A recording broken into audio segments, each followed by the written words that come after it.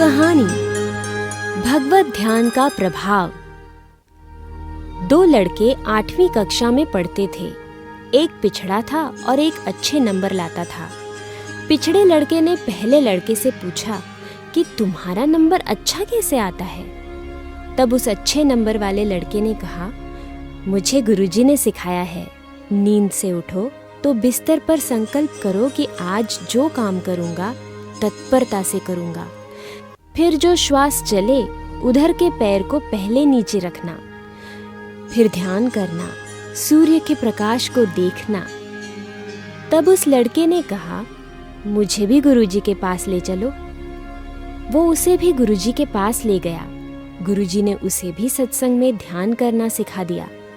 गुरुजी से ध्यान सीखने के बाद वो रोज नियम से ध्यान करता था, एक दिन भी नहीं चूकता था और जब भी खाली समय मिलता तो वो ध्यान करता। अब उस लड़के को आनंद आने लगा। एक दिन वो अपने पिता के साथ जंगल से लकड़ियां काटने गया। वहां पर शाम हो गई। उन्होंने बैलों को चारा चरने के लिए खोल दिया और स्वयं खाना खाने बैठ गए। खाना खाकर उठे तो देखा बैल कहीं नहीं मिल रहे हैं। पिता ने कहा, बेटे तुम यहीं रुको, गाड़ी का ध्यान रखो, मैं बैल ढूंढने जाता हूँ। लड़का बैलगाड़ी के नीचे बैठकर ध्यान करने लग गया और पिता बैल ढूंढते ढूंढते नगर में चले गए। इतने में घर पर कोई मेहमान आ गया तो पिता को देर हो गई और नगर का मुख्य द्वार बंद हो गया। बेटा जंगल में, बाप घर में। जहां लड़का ध्यान में बैठा था वहां पास में श्मशान था। वहां भूत प्रेतों की टोली आ गई।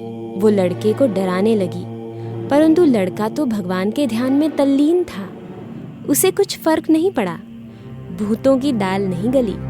भूतों का मुखिया बोला, ये ऊंची आत्मा है, इसकी पूजा करो।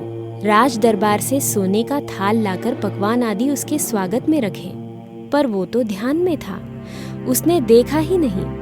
तब तक सुबह हो गई। प्रेतों ने थाल गाड़ी में रख दिया।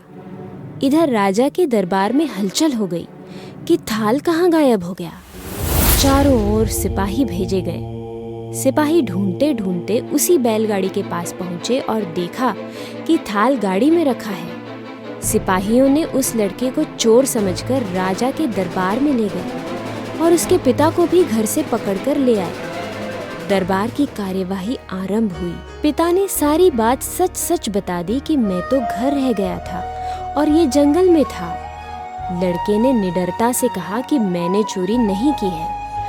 उसकी निर्भयता और चेहरे का तेज देखकर राजा को पक्का हुआ कि इसने चोरी नहीं की है। लेकिन अगर चोर चोरी करके ले जाते तो इसकी गाड़ी में क्यों छुपाया? सोने का थाल पहुंचा कैसे वहां पर?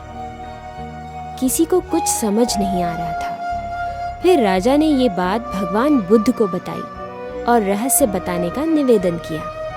भगवान बुद्ध ने ध्यान लगाकर सारी बात जान ली और कहा कि सोने का थाल भूत प्रेत इसकी सेवा करने के लिए ले गए थे। जो भगवान में मग्न रहते हैं उनकी सेवा भूत तो क्या, देवता भी, मनुष्य, गंधर्व, यक्ष, किन्नर सभी करते हैं।